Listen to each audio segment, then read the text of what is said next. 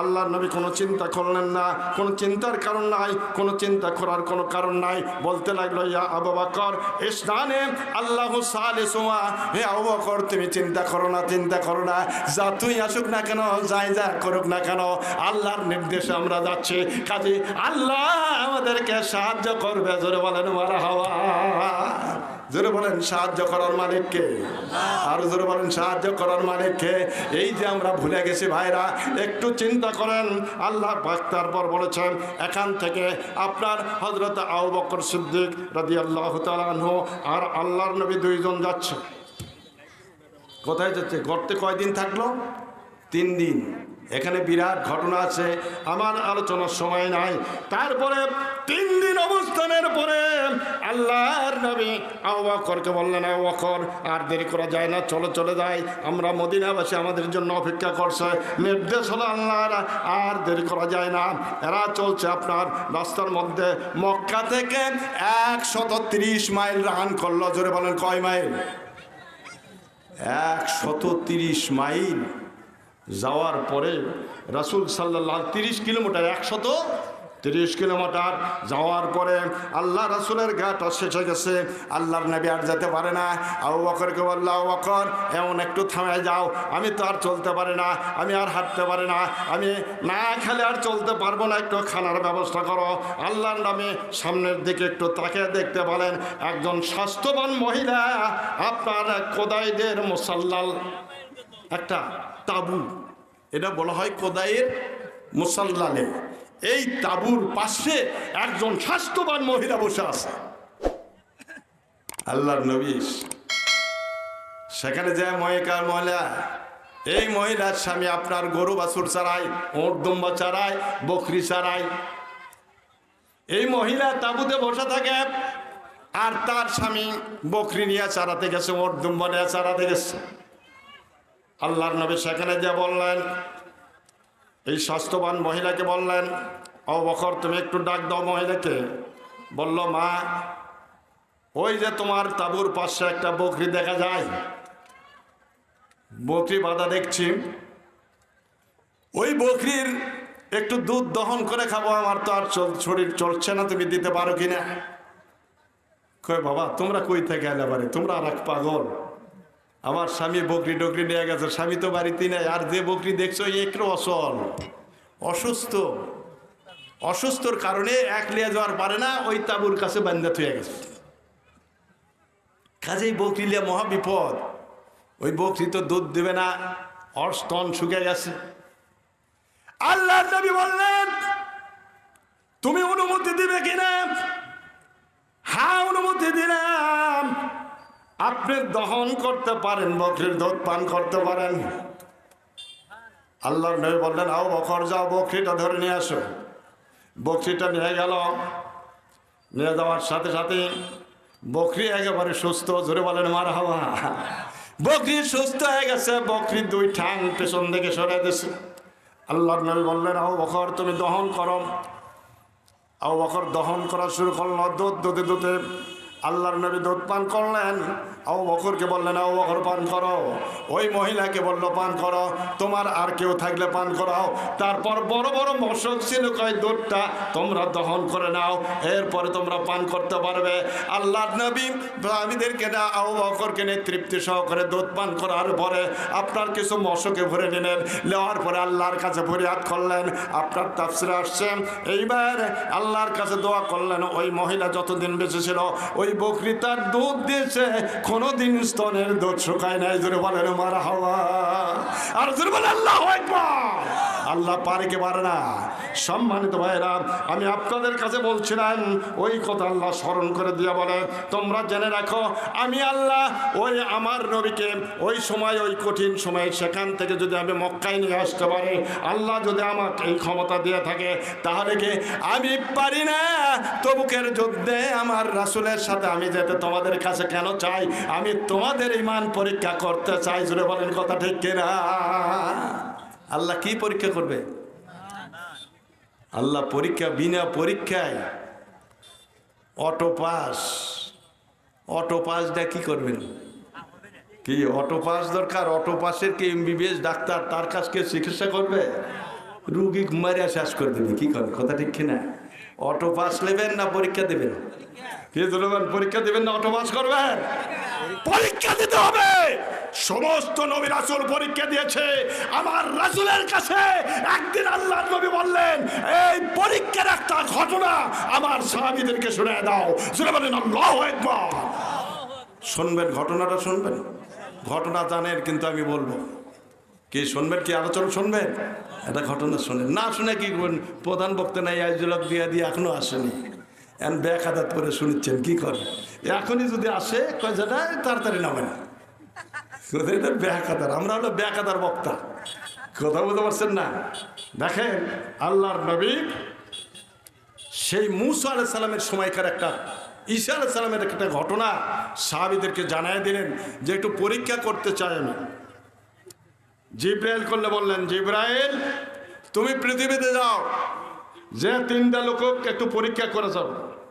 ইন্না সালাসা মিন বানি ইসরাঈল আফরাজা ওয়া আকরা ওয়া আমা। জিব্রাইলকে বলল, জিব্রাইল তুমি যাও, দুনিয়াতে চলে যাও, যেই তিনটা লোককে পরীক্ষা করো, এই তিনটা লোককে একটু সম্পদশালী বানা দাও, সুস্থ বানা দাও। আগে তিনটা জিব্রাইল চলে আসলো। আসার পরে সর্বপ্রথম যে লোকের সাথে দেখা হলো, হাদিস শরীফে আসছে, সেই লোকটা হলো আপনার আবরসা, কুষ্ঠরোগী। কি কুষ্ঠরোগী দেখছেন নাকি? কুষ্ঠরোগ কেমন কন্ত? ঘা হয়ে যায়, গোটা শরীর পচা, গন্ধে কেউ যাওয়া যায় না, বউ ভালোবাসে না, সল ভালোবাসে না, আত্মীয় স্বজন পাড়া প্রতিবেশী কেউ ভালোবাসে না। কি করে না? এটা হলো কুষ্ঠরোগী। আপনার ফসকা ওঠে, আপনার গোটার চামড়া সেখান থেকে উঠে যায়, দক দক করে, আপনার দুর্গন্ধে কেউ থাকতে পারে না। এই কুষ্ঠরোগীর সাথে দেখা হয়ে গেল। এইবার জিব্রাইল আসা সর্বপ্রথম ওই কুষ্ঠরোগীর সাথে দেখা, বলতে লাগলো, ভাই কি ব্যাপার, তুমি কি এইরকম কেন? কয় ভাই আমার দুঃখের কথা কয়ে না, আমি মহাবিপদে। বলল, ফি আইয়িশাইন, তোমার কোনো কিছু চাবার আছে কিনা, তোমার কোনো কিছু পাওয়ার আছে কিনা, কি চাও তুমি? কয় আমার কিছুই লেওনার নাই, আমার সম্পদ, টাকা পয়সা, স্ত্রী পুত্র সব আছে। সম্পদ আছে, সম্পদ ভোগ করতে পারি না, স্ত্রী আছে বাড়িতে চলে না, আমার ছেলে মেয়ে আছে আমাকে দেখাশোনা করে না, আর কারণ একটাই, আমার শরীরটা আপনার পক্ষাঘাত হয়ে গেছে, আমার শরীরটা আপনার এইরকম, আমি আপনার এরকম, আমি কুষ্ঠরোগী, এই জন্য আমাকে কেউ দেখতে পারে না। ভাই আল্লাহ যদি আমাকে এই শরীরটা ভালো করে দিত, আমার চেহারাটা যদি ভালো করে দিত, আমার ত্বকটা যদি ভালো হতো, আমি আল্লাহর কাছে কত শুকরিয়া আদায় করতাম। এইবার জিব্রাইল বলল, ভাই ঠিক আছে, এইবার আপনার একটু হাত দিয়ে মুছে দেয়া। বলল, আল্লাহ লোকটাকে ভালো করে দাও, সাথে সাথে ভালো হয়ে গেল। জোরে বলেন মারহাবা। আর জোরে বলেন আল্লাহু আকবার। আল্লাহ পারে কি পারে না? সভাপতিও আসছে, প্রধান বক্তাও আসছে, একটু জোরে বলেন না মারহাবা। আরো জোরে বলেন মারহাবা। লিল্লাহি তাকবীর। প্রধান বক্তা এবং সভাপতি দুইজনে আসতেছে, জোরে বলেন মারহাবা। ভাইরা যারা এদিক সেদিক আছেন, এর তাড়াতাড়ি চলে আসে। জিব্রাইল বলল, ব্যাপারটা কি? ভাই সাথে সাথে ভালো হয়ে গেছে। লোক খুশি না বেজার? আরে কি খুশি, খুশি আর বাসে না। কয় ভাই কি তুমি এখন খুশি? হ্যাঁ খুব খুশি ভাই। তুমি কোথা থেকে আসছিলে ভাই? তুমি কেমন মানুষ আমি জানি না, হাত গায়ে লাগালে আর ভালো হয়ে গেল। তুমি কে, কই থেকে আসছো ভাই? না খাওয়ার ব্যবস্থা করি। কয় কিছুই দরকার নাই। কি জিব্রাইলের ঠেকানে কি খাওয়ার অসুবিধা আছে? কয় ভাই কোনো কিছুর দরকার নাই। বলো ভাই তাহলে কি করব?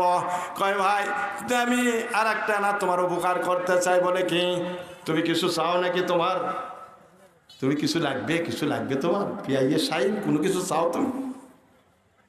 দেখো ভাই লোভ কার না আছে? কত লোভ নাই। লোকটা কয় যে জমা তুমি আর আগে কোনো সবই আছে আমার। যেই কছে ভাই তুমি চাও কিনা, ওই মনে করছো বাবা আমার শরীর যাই ভালো করে দিবার চাও, যা চাও তাই তো দিবি। কি কন কথা ঠিক কিনা? ক ভাই কি দিবার চাও? ক ভাই তোমাকে বেশি কিছু দেবো না। মানে কি চাও? কি লিবা? আমার কাছে তিনটা জিনিস আছে, ওট আছে, গরু আছে, আর বকরি আছে। কোনটা লিবা? কি ভাই কোনটা লিবি? হ্যাঁ ওই আর ক ভাই বকরি লিবা? না তাহলে দিবে যখন উটটা দাও। কি কথা কথা কয় কি কেমন উঠলি বা গাবিন না অগাবিন কোনটা কয় গাবিন উঠ দিলে ভালো হয় ভাই, লে যায় বিয়া বিয়ে আর খালি দুধ খামো কি কথা ঠিক কিনা? কয় ঠিক আছে। এইবার সে আল্লাহর কাছে দোয়া করলো, বারাকাল্লাহু বিকা ফিহা, এই আল্লাহর কাছে দোয়া করলো, প্রার্থনা করলো, আল্লাহ তুমি তার ওটে একটা বরকত দেয়া দাও। জোরে বলেন মারহাবা। এই কথা বলার সাথে সাথে এই ওটটা নিয়ে যাচ্ছে, প্রধান সভাপতি আসছে, জোরে বলেন মারহাবা। আরো জোরে বলেন মারহাবা। লিল্লাহি তাকবীর। আলহাজ দবিবুর রহমান সাহেব, জোরে বলেন মারহাবা। সম্মানিত ভাইরা, এইবার আপনার চেহারাটা যখন ভালো হয়ে গেল, ওঁট পেয়ে গেল, লোকটা খুশি না বেজার? খুশি হয়ে বাড়ির দিকে চলে যাচ্ছে, ওঁট নিয়ে চলে যাচ্ছে। ও প্রধান অতিথি আসছে, জুবাইর আসছে, জোরে বলেন মারহাবা। লিল্লাহি তাকবীর। প্রধান অতিথি, জোরে বলেন মারহাবা। প্রধান অতিথি আমাদের মধ্যে হাজির হয়ে গেছে, আমাদের এলাকার কৃতি সন্তান অ্যাডভোকেট জুবাইর, সুপ্রিম কোর্টের অ্যাডভোকেট, উনি আমাদের মধ্যে চলে আসছে। আমি আর আলোচনা বাড়াতে যাচ্ছি না, ঘটনাটা একটু শেষ করে নেই। কি রাজি আছেন তো ইনশাল্লাহ? এইবার যখন আপনার ওঁটটা নিয়ে চলে যাচ্ছেন, আপনার যাওয়ার পরে এই ফেরেশতা এখান থেকে চলে গেল, এই ওঁট পাড়া শুরু করলো, বিরাট ওঁটের বিরাট মালিক হয়ে গেল, বড় লোক হয়ে গেল, আবার সামনের দিকে চলে গেল। একটু অকুচর হয়ে আর একটা 2 নম্বর ব্যক্তির সাথে দেখা হয়ে গেল। এই ব্যক্তি আর কেউ না, আপনার দ্বিতীয় ব্যক্তি, আপনার প্রথম ব্যক্তির কথা বলেছিলাম, আপনাদের মনে আছে, সেটা হলো আবরাসা। আর 2 নম্বর হলো আকরা। ওই লোকটা হলো টেকো টাক পরা লোক, দেখছেন? মাথার চুল নাই। আমাদের বাংলাদেশে এমন আছিল নাকি কেউ? হ্যাঁ, আরে টেকো একটা ছুপালে পলে গেল, কি কথা ঠিক কিনা? চায়রা আলোচনার সময় নেই, ওই দিকে যাচ্ছি না, এখন খালি সমালোচনা হচ্ছে। হুজুররা ওটাই খালি গাল ফারে। আরে বলে গাল পারবি না, কেমনে পারে? কম দুঃখ আছে আমাদের মনে, এই দুঃখের কথা যদি শোনেন আশ্চর্য হয়ে যাবেন। কম আঘাত আর কম দুঃখ নয়। ওলামাইদেরকে আপনার গত 17 বছর স্ত্রীর কাছে শুতে দেয় নাই, সন্তানের কাছে শুতে দেয় নাই, বাড়িতে থাকতে দেয় নাই, জেলখানায় আর জঙ্গলে তাদেরকে থাকতে হয়েছে। জোরে বলেন কথা ঠিক কিনা? এগুলো দুঃখের কথা বললে মন খারাপ। মন খারাপ কার হয়? আবু জেহেলের। কি কথা ঠিক কিনা? মন খারাপ কার হয়? যারা ওই আবু জেহেল, শেখ হাসিনার দোসর যারা, তাদের মন খারাপ হয়, আর কারো মন খারাপ হয় না। জোরে বলেন কথা ঠিক কিনা? তাহলে ষড়যন্ত্র কয়টা করছিল মনে আছে? 3টা। কি মনে নেই আপনাদের? মনে আছে? বন্দি করবে, কি মনে আছে? বন্দি করবে। আর একটা কি? কতল করবে। আর একটা কি করবে? দেশ ত্যাগ করতে বাধ্য করবে। এদেশের সরকারও এই কয়েকটা কাজই করেছে। জুড়ে বলেন কথা ঠিক কিনা? ওই আবু জেহেলের রাজা নদওয়ার বৈঠকে যে সিদ্ধান্ত নিয়েছিল, আজকাল বিগত আপনার এই জালিম সরকার, স্বৈরাচার সরকার তাই করেছে। তারাও ওলামায়ে কেরামদেরকে বন্দি করেছে। দেখেন যারা করছে, একেবারে বোঝেন কোরআন মনে হয় এখন নাজিল হচ্ছে, তখন বন্দি করেছে, এখনো এরাও বন্দি করছে। বলেন কথা ঠিক কিনা? তারপর কতল করছে, ফাঁসি দিছে, দেয় কি দেয় না? তারপর দেশ ত্যাগ, আজহারিকে দেশ থাকতে দিল না। কি অপরাধ! জাকির নায়েককে দেশ থাকতে দেওয়া হলো না। অপরাধ কি কাজী ইব্রাহিম? কি অপরাধ? তার একটা স্বপ্নের ব্যাখ্যা করার কারণে এই দেশ থেকে তাকে বের করে দেওয়া হলো। অপরাধটা কি? ধরে বলেন কথা ঠিক কিনা? এই কথাগুলো বললি মন খারাপ। যাকে মন খারাপ হবে মনে করতে হবে ওই হলো আবু জেহেল। কথা কি বুঝতে পারছেন? আমি আলোচনা করতেছিলাম, মনে আছে 2 নম্বর কার্ড দেখা হলো? টেকো বলছে, ভাই তোমার সাথে দেখা, তোমার কি ব্যাপার? খুব সংক্ষেপে বলছে, ভাই তোমার কি? ভাই আমি খুব বিপদে, মাথার চুল না থাকলে, মোষ না থাকলে কেঙ্কা দেখা যায়, দাড়ি নাই, চুল নাই, মোষ নাই। কি কথা ঠিক কিনা? চামড়া ঘোষ পড়া, মন খুব খারাপ। ভাই আমি ভালো জায়গায় যেতে পারি না, উঠতে পারি না, বসতে পারি না। ভাই কি দরকার তোমায়? ভাই কেন কিছু দরকার নাই, যদি না চুল থাকলো নি। ফেরেশতা একটা মাথা মুছে দেওয়ার সাথে সাথেই চুল গজে গেল। জোরে বলেন সুবহানাল্লাহ। ভাই তুমি কই থেকে এলে বারে? তোমার মতো, হ্যাঁ ব্যাপারটা কি? ভাই আর কিছু দরকার? ফিয়াইয়ে সাহেন আর কিছু লাগবে? কই না না, আর তো কিছু দরকার নাই, তবে যদি দাও ভাই, আমার দুটো জিনিস আছে, গরু আছে আর বকরি আছে, কোনটা নিবে? কি কোনটা নিবি? কই ভাই তোর গরুই দাও ভাই। এটা গরু দিয়ে দিল। এইবার জিব্রাইল একটা গরু দিয়ে দোয়া করে দিল। দোয়া করে দিলেন, চলে গেল। জিব্রাইল আবার সামনের দিকে চলে যায়। যাওয়ার সাথে সাথে আর একটা লোকের সাথে দেখা হলো। ওয়া আমা, লোকটা হলো অন্ধ। এই অন্ধ লোকের কাছে যা বললো, ভাই তুমি অন্ধ, আল্লাহ তো দুনিয়ার তোমার মুখ দেখায় নাই, ভাই তুমি অন্ধ, ভাই আমি তোমার কাছে আসলাম, তোমার কোনো আবদার আছে কিনা, কোনো কিছু চাওয়ার আছে কিনা? কয় ভাই আমি জীবনে আমার এই দুনিয়ার মুখ দেখি নাই, স্ত্রীকে দেখতে পাই নাই, সন্তানকে দেখতে পাই নাই, আমার আত্মীয় স্বজনকে দেখতে পাই নাই ভাই। আমার এমন অন্ধ করে আল্লাহ পৃথিবীতে পাঠাইছে, এই দুনিয়ার মুখটা আমার একটু দেখার ইচ্ছা ভাই। আমার যদি আল্লাহ চোখ দুটা ভালো করে দিত, আল্লাহর কাছে সারা জীবন চোখরি আদায় করতাম। সঙ্গে সঙ্গে জিব্রাইল চোখটা মুছে দেওয়ার সাথে সাথে আপনার চোখ দুটা ভালো হয়ে গেল। জোরে বলেন মারা হওয়া। বললো ভাই আশ্চর্য কথা, তুমি কই থেকে আসছো ভাই? কই পরিচয়ের দরকার নাই, তোমার কোনো কিছু দরকার আছে কিনা? এই কৃতজ্ঞতাশীল মানুষ এই বলতে লাগলো, আমার কোনো কিছুর দরকার নাই, আল্লাহ আমার চোখ দুনিয়া দেখার মতো সুযোগ করে দিয়েছে, আমি দুনিয়া দেখতে পেলাম, কাজে আমার আর কোনো কিছুর দরকার নাই। সঙ্গে সঙ্গে এইবার তাকে বলতে লাগলো, হ্যাঁ তোমার আর কোনো কিছুর দরকার কই না, ধরো তোমাকে একটা গাভিন বকরি দিয়ে গেলাম। কয় আলহামদুলিল্লাহ, এই আল্লাহর কাছে শুকরিয়া করলাম, গাভিন একটা বকরি দিয়ে গেল। এই তিনজনকে দিয়ে আল্লাহ আপনার জিব্রাইল চলে গেল। আল্লাহ রাব্বুল আলামিন এই বকরিওয়ালা বিরাট বকরির মালিক হয়ে গেল, গরুওয়ালা বিরাট গরুর মালিক হয়ে গেল, আপনার উঁটওয়ালা বিরাট উঁটের পালদার হয়ে গেল। এইবার আল্লাহ বলেন, এইবার যাও দুনিয়াতে, একবার তোমরা এর বিপদ রক্ষা করেছ জিব্রাইল, এখন একবার দুনিয়াতে যাও, যাই তিনটা লোকটা একটু পরীক্ষা করো, একটু পরীক্ষা করে দেখো এই লোকগুলো আমার কৃতজ্ঞতা প্রকাশ করে কিনা। আল্লাহ বললেন যাও তুমি চলে যাও। এইবার জিব্রাইল একটা ফকিরের বেশ ধরে, কি কথা বলতে পারছেন না, একটা ফকিরের চেহারা নিয়ে, একটা লাঠি একটা নিয়ে, ঝোলা একটা কাঁধে ফেলে নিয়ে চলে আসছে। আচ্ছা সর্বপ্রথম গেল ওটালার কাছে, যা দেখে বিরাট ওটের পাল, বিরাট গেট। আপনার দারোয়ান দ্বারা জিজ্ঞাসা করছে, ভাই আমি একটু যেতে চাই। কয় অনুমতি লাগবে? কয় থামো, তোমার অনুমতি আমার যেতে হবে। আপনার ভেতরে প্রবেশ করলো। লোকটাকে দেখে আশ্চর্য, বলতে লাগলো, ভাই আমি মহা বিপদে, তুমি যদি আমাকে একটু উপকার করতে বলে কি উপকার করব? কয় ভাই আমি মহা বিপদে পড়েছি। কি বিপদ পড়ছো, কি দরকার তোমার?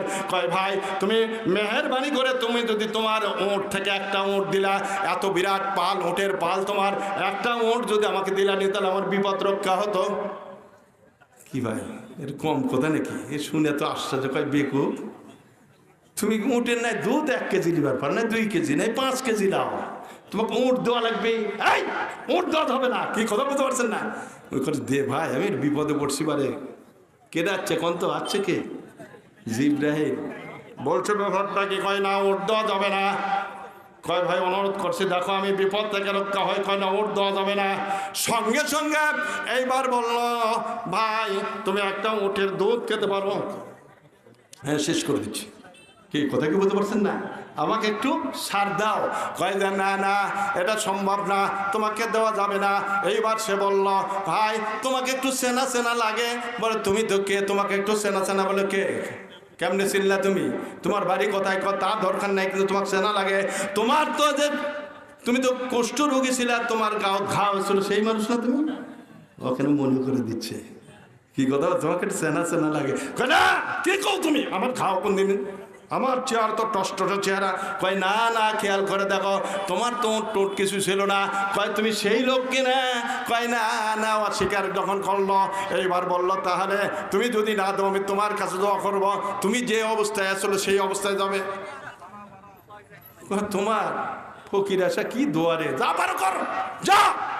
এইবার আল্লাহ দরবারে ফরিয়াদ করলো, খোদা পূর্বের অবস্থায় একে ফিরে দাও। বলেন আল্লাহ পারে কে পারে না? আল্লাহ পরীক্ষা পূর্বের অবস্থায় ফিরে দাও। এই বলে জিব্রাইল সরে গেছে। যাওয়ার সাথে সাথে উট পরে আর মরে, পরে আর মরে, ধাপাস ধাপাস করে পরে আর মরে। বলেন আল্লাহু আকবার। লোকটা মনে করলো ঘটনা দেখে গেল কোথায়, দৌড়ে গেছে। আর কি পায়? হাতের শুল ছেড়ে গেছে ভাই, আর পাওয়া যায় না। দ্বিতীয় ব্যক্তির একই অবস্থা, আলোচনার আমার সময় নাই। তৃতীয় ব্যক্তি অন্ধ ব্যক্তির কাছে গেল, এইবার যা বললো, ভাই তুমি অন্ধ ছেলে, ভাই আমি তোমার কাছে আসলাম, আমি বিরাট বিপদে পড়ছি, একটা বকরি দেওয়া যায় কিনা।